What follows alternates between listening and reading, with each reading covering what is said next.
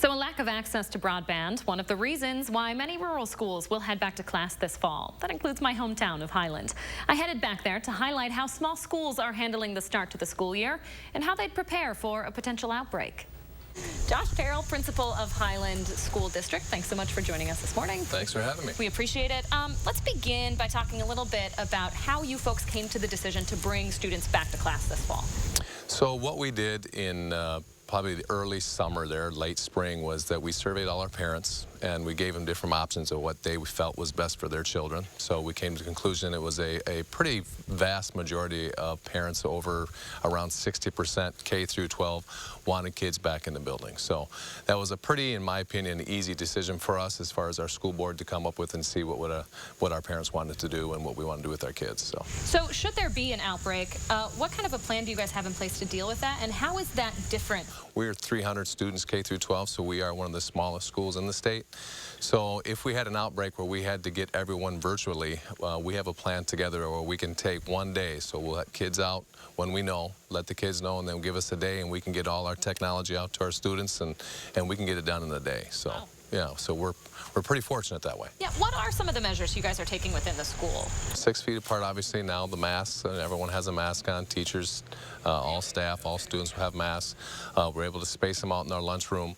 We switched to a block schedule. We didn't have a block schedule before, so our middle and our high school have half the classes per day that they did last year.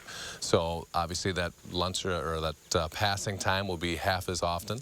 We're having kids staggered when they go to their locker room. So what we're doing is an even odd. So if you have an even locker, you go to your locker at this time. If you have an odd numbered locker, you go to your locker. So, and then, you know, how we rotate in the hallway. So once you go to your locker, you're on the inside of the hallway. Once you get your stuff, you know, so keep people as distant as we can as we move. And you know, we change up our water fountains. So the water fountains will only be bottle fillers. So they can't, you know, use the bubblers.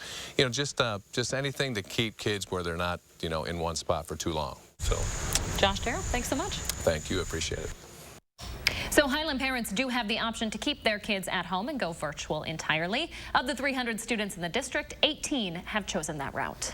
Boy, I do not envy administrators of any school district right now having to make these tough choices. I really Look don't. how much planning that took. You know, that survey went out in the spring. They talked to the school board. They put together a team of folks within the district to figure out what they were going to do. And all of that could change in a minute, in a second. As soon as a kid comes back with a positive test, they have to figure out how to get the resources to the families to go all virtual within a day, and they say they can do that. And the outbreaks are different depending on where you are. In Highland, it might not be as bad, so they have to have their own set of rules, their own criteria after getting input from everybody in their community, whereas, you know, Madison, it's a whole different set of circumstances in some of the larger school districts.